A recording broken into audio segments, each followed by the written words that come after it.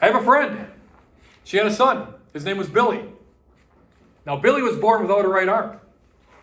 Now, Billy's mom wanted Billy to live a normal life, like normal kids. So she signed Billy up for karate lessons. And Billy was a little nervous about karate. Never did karate before. Didn't know how it would work having just one arm. He didn't have a right arm, by the way. And his mom signed up for karate lessons. So he went to the karate lesson, met his sensei, and the sensei showed him some moves, some karate moves, And the sensei showed him a special move. A special move. Well, Billy practiced karate for 6 more weeks. And the sensei said, Billy, you're ready for your first karate tournament. Billy was nervous. Billy was like, I just started this 6 weeks ago. How could I possibly be ready for my first karate tournament? And the sensei said, you're ready, Billy. Just trust me. Billy's nervous, doesn't want to talk to his friends, doesn't want to talk to his family about the karate tournament. Billy shows up to the karate tournament the first day. He gets in his first match. He's up there and looks at his opponent, very nervous, looks at the sensei, and he says, Sensei, what do I do? The sensei says, do the special move. So Billy does the special move. Billy wins the first karate match. Gets to his second match. Billy's like, what do I do now, Sensei? Sensei says, do the move. So Billy does the move. Billy wins his second karate match. Billy wins his third karate match doing the special move. Billy wins his fourth karate match doing the special move. Billy gets to the semifinal karate match, facing a really good competitor. Does the special move, and he wins. Advances to the championship karate match. Gets to the championship karate match, playing a competitor that is one of the top competitors in the nation for karate. And gets up there, without hesitation, does a special move. Billy wins the karate tournament. He's excited. He's never won a tournament before. He hasn't won anything before. Later on, Billy asks the sensei, Sensei, I don't understand. How did I win this karate tournament? I just started 6 weeks ago. And the sensei says, Billy, you have mastered the most difficult move in all of karate. The only way to defend that move would be to grab onto your opponent's right arm. Of course, Billy didn't have a right arm. All semester, I've been trying to show you guys that special move. I've been trying to show you guys how to live a healthy lifestyle. I've been trying to show you guys to master health so that you can live a healthy lifestyle and you can go on to live a great life for yourself. Great relationships, managing your stress, eating healthy, exercising, all the stuff that goes into being healthy, reducing your risk of disease.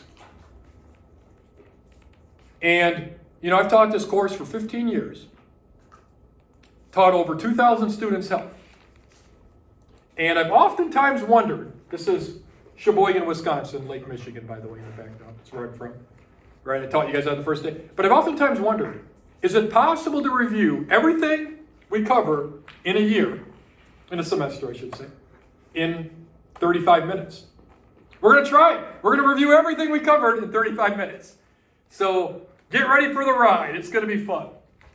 We talked about how health and fitness is connected to your ability to reach your goals. Whatever your goals are in life, whatever you're trying to do, whether it's to have a family, jump into a career, change the world, you have to have your health to do that. Your health is very important. On your priority list, your health is like one of the top things that should be on your priority list. Whether or not you reach those goals is related to your health. Your health is very important. One of my favorite quotes is the quality of your life is directly proportional to the quality of your health. Right? Proportional is a math word. As your health goes up, the quality of your life goes up. You want to have good health so that you can live a good quality life. It's not just about how long you live, which is oftentimes what we're told is, well, good health, you live a little longer. It's about the quality of those years and the quality of your life and what you're able to do in those years that will really determine how happy you are. So this is an interesting quote by the Dalai Lama. And the Dalai Lama says, when asked what surprised him most about humanity, he answered, man, because he sacrifices his health in order to make money. Then he sacrifices money to recuperate his health.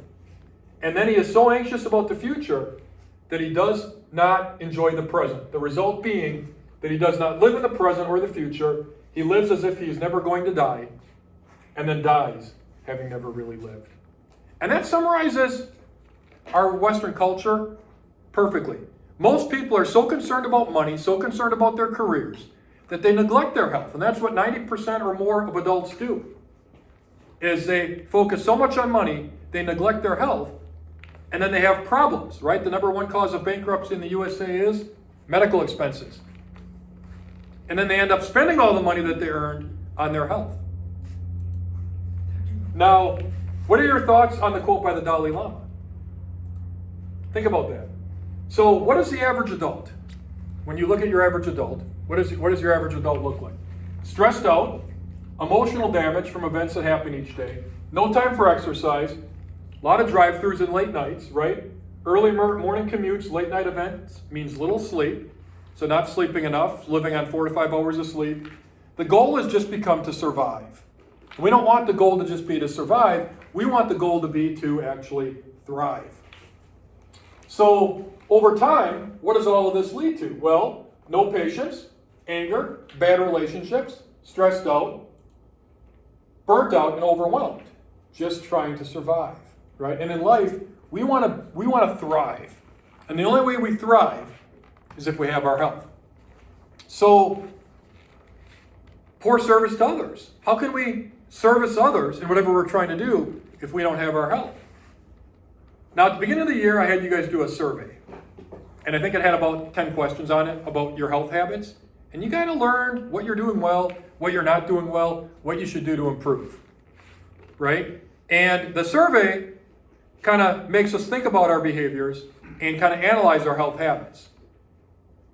The only way we're going to be able to improve our health is if we know what we have to improve. If we know what we do well and what we don't do well.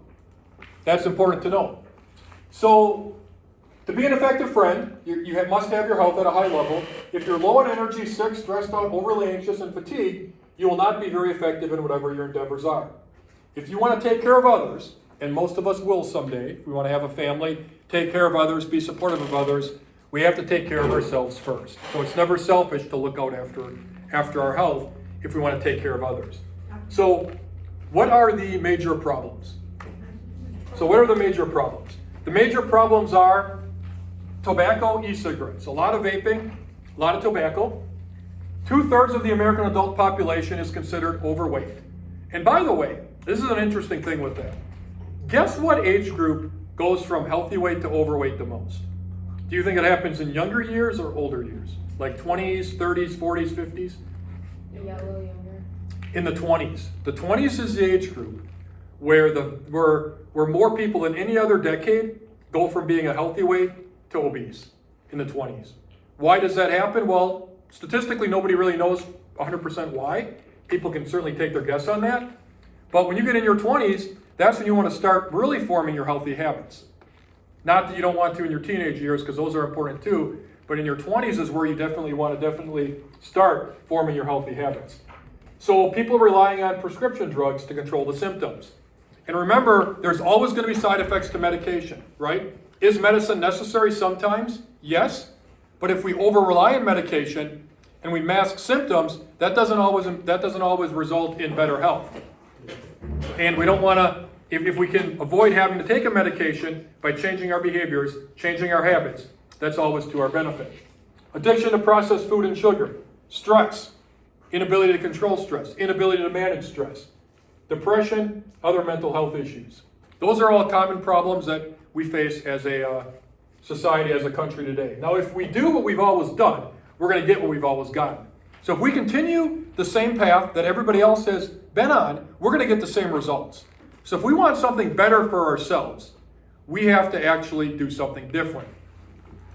So we talked about the 5 essentials to health. And do you guys remember this? Nutrition, putting the right foods in our body, exercise, getting enough sleep, minimizing our exposure to toxins and drugs and things like that, and mental health, controlling stress. Those are the 5 essentials to health.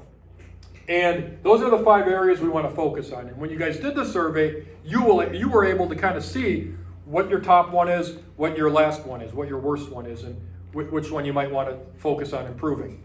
So start simple. We talked about the importance of water, right? 80% of your body's water. means we got to be drinking water throughout the day. So the formula that I gave you guys was half your body weight in ounces of water. So if you're 200 pounds, that's 100 ounces of water per day. That's about 5 water bottles. So you can carry a water bottle with you. You can drink 8-ounce glasses of water with every meal, and then between every meal have an 8-ounce glass of water, whatever you want to do. But drinking water throughout the day, very, very important. Talked about the importance of eating fruits and vegetables. You want to get a lot of colors, right? Of course, the dark greens are the most important, but then the other colors. Each color provides different benefits. So aim for as many different colors of fruits and vegetables as you can. Fruits and vegetables keep us feeling full, which prevents us from overeating. It has fiber, which is good for our digestive system, reduces our risk of certain cancers. Very important. It has natural sugar, which is a sugar that our cells actually need to function and need for energy, as opposed to that processed sugar that we get from all the junk food that we tend to consume. So again, half your plate fruits and vegetables with every meal. Healthy fats. Fats aren't necessarily bad if you get them from the right sources. So avocados, seeds, nuts, salmon, those are all healthy fats, which can also be used for energy. Proteins. Proteins help repair damaged cells. So proteins are important, but you want to get the right source of proteins. Typically, foods that provide healthy fats also provide healthy proteins. Now, keep in mind, fruits and vegetables have protein as well. We always think it's just meat, but you can get all your protein through eating a variety of fruits and vegetables. High quality plant sources of protein would be like beans, nuts, even your dark greens like spinach, broccoli, seeds, cauliflower, Greek yogurt, eggs are good sources of protein, oatmeal, nut butters. All of that is good sources of protein that you need to repair damaged cells. And if you work out and exercise, these sources of protein can actually help to in the recovery of that. So we want to be thinking healthy proteins, healthy fats. Remember nutrient density. Always aim to eat the most nutrient-dense foods. The best foods of them all are going to be the dark greens. They provide all the minerals and vitamins that our body needs. Second place would be all the other vegetables, all the other colors. Then your fruits, then your nuts, then your whole grains. Think nutrient density. Which foods provide the most vitamins and minerals have the least amount of calories? Eating nutrient-dense foods prevents us from overeating, keeps our stomach feeling full, and then we're not likely to overeat later on. So key nutrients, vitamin D. Where do we get vitamin D from? The sun, right? And if we're lighter skinned, we need less sunlight to get our vitamin D than if we're darker skinned. But we get our vitamin D from the sun, and we don't want to get to too much sun so we get burnt, but a little sunlight to get our vitamin D. In the wintertime, we probably need to supplement vitamin D because most people's vitamin D levels drop significantly in the winter. And vitamin D is important for immune health, in reducing your risk of depression, mental health, and all that stuff. So again, vitamin D, extremely important. One of the most important vitamins that we can make sure we get enough of. Then you got your probiotics for your gut health. Get those from Greek yogurt, things like that. Omega-3s. Eat wild salmon is a very healthy way to get your omega-3s. Some people like to supplement omega-3s. Again, lots of fruits and vegetables, different minerals and vitamins can go a long way keeping your immune system and body healthy. So again, the key thing with the nutrition, make half your plate fruits and vegetables, and carry a water bottle with you throughout the day, if you can. Or if you can just drink cups of water, that can go a long way as well. Let's talk about exercise. Exercise is the best medicine. Just takes 30 minutes to swallow. 30 minutes is a good amount of time to exercise every day. And what is the best exercise? Whatever it is that you like to do, really. Whatever it is that you like to do is the best exercise. Whatever you're going to do, whatever you find fun, whatever you find enjoyable, that's the best exercise to do. And there's lots of different ways to do it. But remember, exercise is just as important for your mental health as it is your physical health. And physically, exercise helps keep our heart healthy, our muscles strong, our bones strong. Mentally, it does all kinds of great things for us too. Reduces our risk of depression. In fact, remember, exercise is as beneficial as an antidepressant for those that have mild depression. So there's a lot of great benefits to exercise in that. We talked about high-intensity interval training. When you go hard for a period of time and then go easy and recover and then hard again. And now that gets your heart rate going up and down, which ultimately leads to better cardiovascular and heart health. So do that every now and then. We talked about how long and slow helps repair and the cardiovascular, strengthen your cardiovascular system. When you exercise and you do like 30 to 60 minutes of cardiorespiratory exercise that takes a long time in which you keep moving, you actually build more capillaries, more blood vessels, your heart gets a little bigger, your left ventricle gets a little larger, and is able to pump more blood with each beat. In return, your resting heart rate goes down because it doesn't have to work as hard anymore. You're getting more blood pumped with each beat, so the resting heart rate goes down. That's good. That's a sign of a strong heart, and that's what you want. Strength training and flexibility is important too. Now remember, stress, recover, adapt. Stress your body out to the point of challenging it. Your exercise should challenge whatever it is that you're trying to improve. Then you need to take adequate time to recover. And then when you adapt, you bounce back and get stronger. That's how we achieve higher levels of fitness, folks. That's what we need to do. Challenge yourself, take time to recover, and then you bounce back stronger. Whatever it is that you're trying to improve.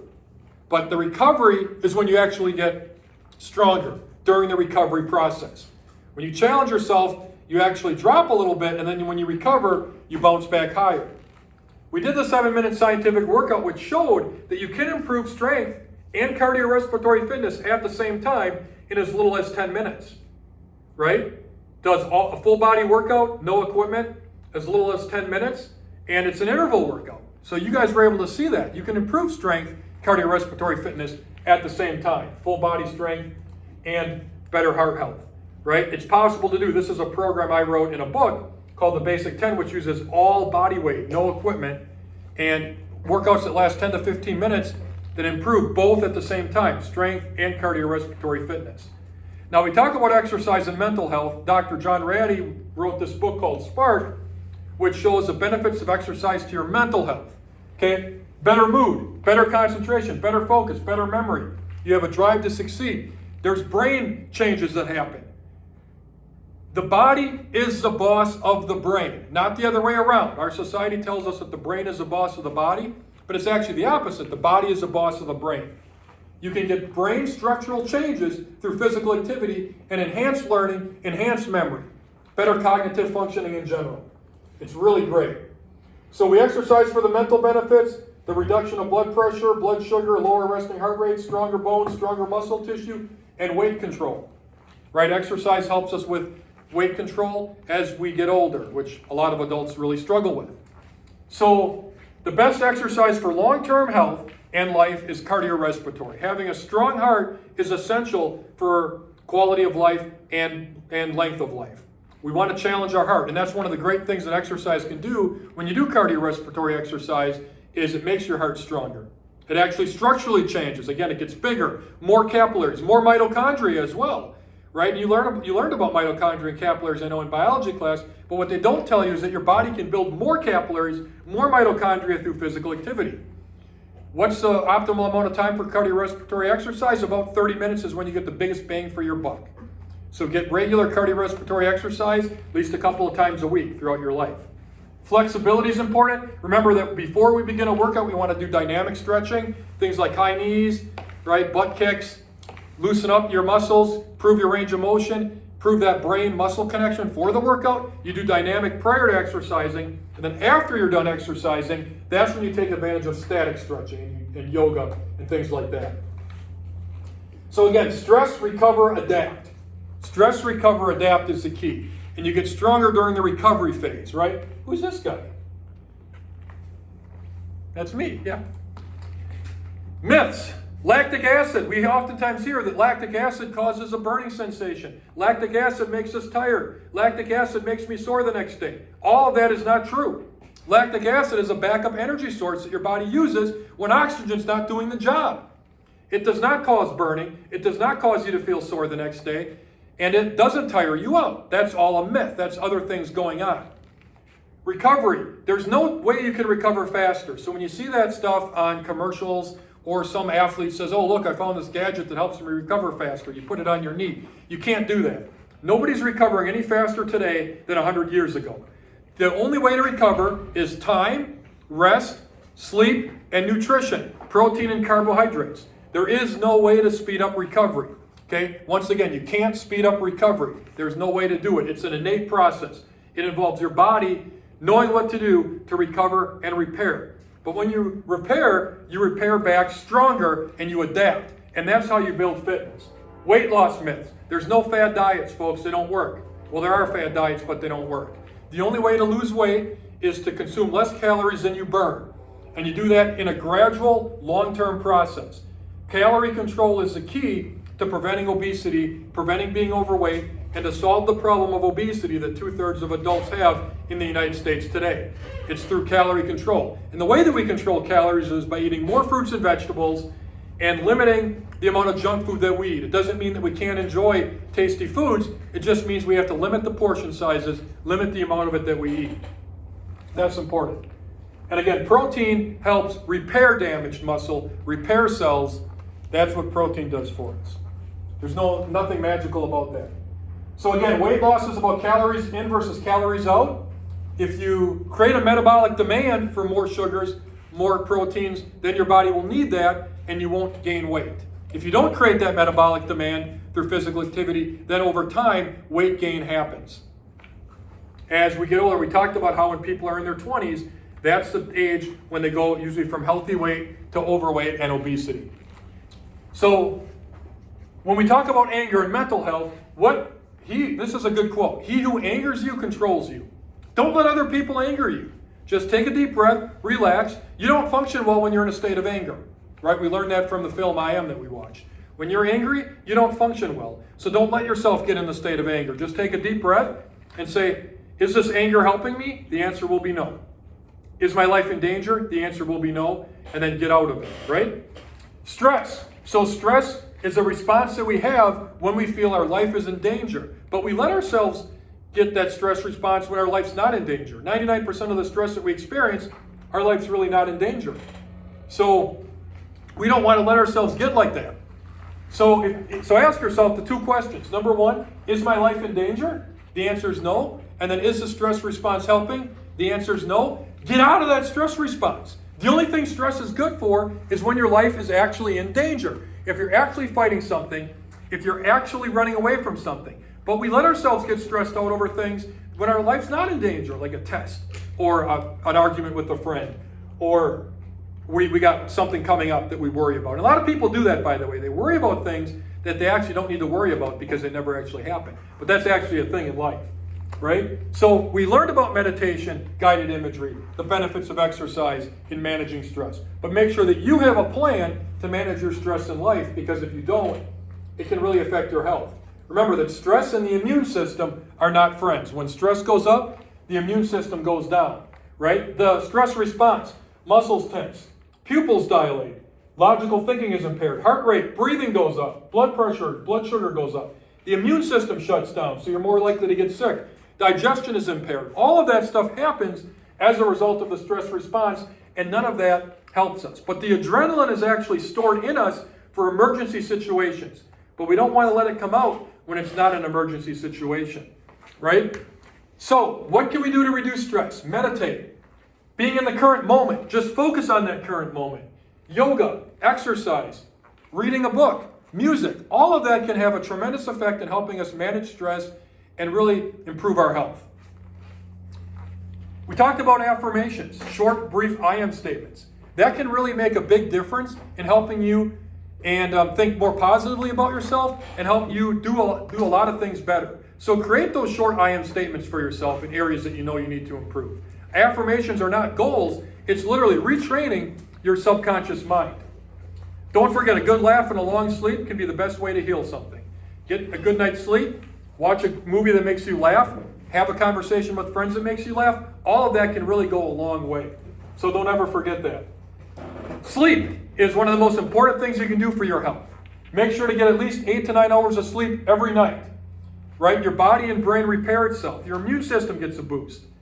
When you get enough sleep, you reduce your risk of disease. If you're sleep deprived, you have a higher risk of disease, a weaker immune system, memory problems, anger issues, and you actually have the same symptoms of ADHD when you're sitting in class and you're sleep deprived. Guys, it's a major impact on your health. Make sure you're getting enough sleep, because if you don't, your long-term health will be impacted by that, whether you admit it or not. People that don't get enough sleep have a much higher risk of disease. Okay? So how do you get a good night's sleep? A few tips. Have a consistent bedtime. No caffeine after 2 p.m. Eat dinner 3 hours before bed. Make sure the room is totally dark. Have a good mattress, a good pillow. Keep the light, the cell phone away from your bed so that you get a better good night's sleep, because that cell phone can impact your brain and its ability to increase the hormone melatonin. So we want to make sure we do that, we do what we can do to get a good night's sleep every single night if possible, or at least as much as we possibly can. Remember, the leading cause of automobile accidents is actually people behind the wheel that are drowsy, sleep deprivation. Minimizing toxins. Don't drink soda or limit the amount of soda. Regular and diet soda, equally as bad. Diet soda may actually be worse with the artificial sweetener aspartame, which is not good for us. Limit processed foods. Food dyes are actually banned in Europe because they thought the European Union thinks that they might cause mental health issues in children. So they ban food dyes and use natural colorings instead. So again, read labels, reduce your consumption of all that stuff, the preservatives and the food dyes. Don't smoke, don't vape. Okay, vaping, we don't know what the long-term effects of that is yet. It hasn't been around long enough. We know smoking increases your risk of cancer and pretty much every other disease out there, including heart disease, the number one killer of Americans today. Okay, hopefully, be careful of painkillers. People can become addicted to those and they're very harmful in the long run. Prescription painkillers, over-the-counter painkillers. Skin products, do your research on what you're putting in your skin, because what you put on your skin can end up in your bloodstream. So make sure you do your research on things like sunscreen and all that stuff. And don't drink alcohol. Body has a healing mechanism. This is important. Your body has an innate intelligence. It knows how to heal itself. It's a marvelous, extremely awesome thing that we all have. The body has its own healing mechanism, and if we treat it right, we put the right foods in us, our body can heal us, can keep us healthy, can keep us at homeostasis. Okay? We have powerful defenses, but again, the key is getting sleep, good nutrition, relaxation, not being under stress, limiting toxins. The body has everything it needs to heal itself. It's absolutely amazing. All the body systems work together to keep us at homeostasis. It's the cardiovascular system that pumps blood throughout our body that contains oxygen, nutrients. We have as many blood vessels that if you lined up all the blood vessels, it would do one full lap around the equator. Isn't that amazing? And blood transports through all those blood vessels to give our cells the oxygen that it needs, to give our cells the nutrients that it needs, right? So we want to treat our cardiovascular system well. Exercise, exercise, exercise. Challenge yourself, right? The respiratory system, how we take in oxygen, it goes down our trachea, into our lungs, to the alveoli where the oxygen exchange happens with the capillaries, and it gets in our blood to the cells. Absolutely amazing. So remember, it's our respiratory system, our cardiovascular system working together. Even the bones, the blood is created inside the bone marrow, inside the bones. So there's a connection there between the bones and the cardiovascular system. So it's all the body systems working together in harmony under the control of the master system known as the nervous system. Mental health. Think. The way that we think makes a huge difference. So what's good thinking? Being open-minded, having a bounce-back mentality, enjoying the moment, greeting change, conquering fear. Being yourself, guys, that's important. Be yourself. Okay? The best thing we can do for ourselves is, number one, to be ourselves and be proud of ourselves. That's important. To accept ourselves for who we are. That's important. And believe that we can accomplish anything. Forgiving, being thankful, being compassionate, fulfilling dreams, being kind and loving. All of that stuff will help us serve others, be happier mentally, live a happier life.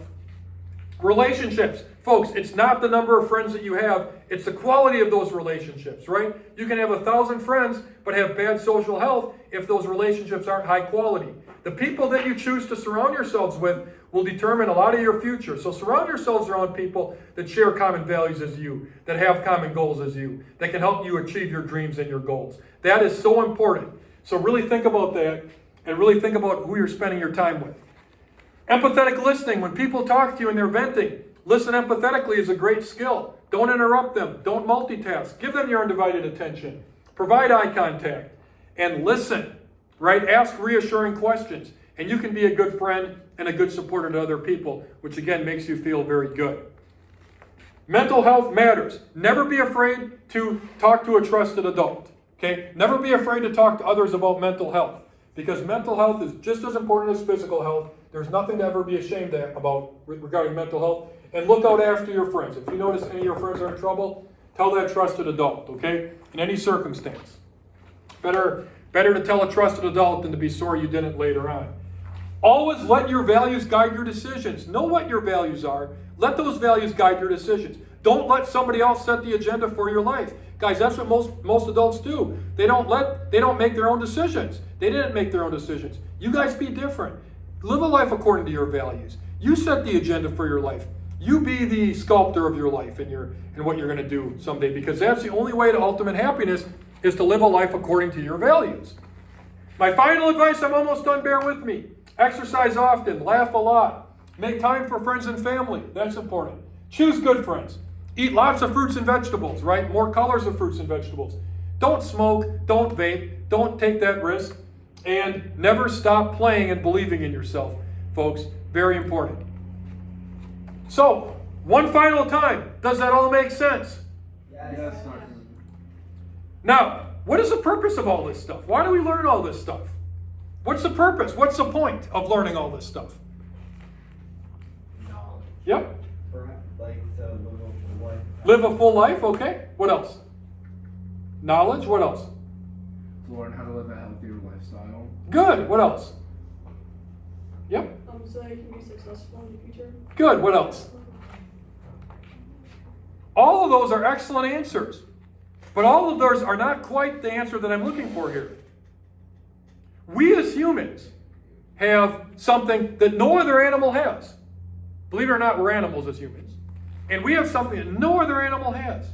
We have the ability to imagine and visualize ourselves in the future. No lion ever wakes up and says, am I living the life that it means to be a lion? Do I know my why? Do I know my purpose? The lion just goes on. Humans have the ability to imagine, and our imagination is more powerful than anything else because it distinguishes ourselves as unique. We all have different imaginations, and we can visualize and imagine a better world for ourselves. Imagine a world where we're doing stuff that we want to do. Imagine a better place for ourselves. Imagine ourselves as healthy individuals. Imagine ourselves as making a difference. Visualize that. That's what we can do as humans that no other animal can do. Guys, we have 99.9% the same DNA as a chimpanzee. But the difference is that we have, as humans, we have an imagination that we can use, and we can make a difference. So thank you guys. It was an absolute pleasure being your health teacher. And I hope you guys take this information, use it, and live healthy lives. And thank you so much for being part of my world here, teaching you guys health. Thank you.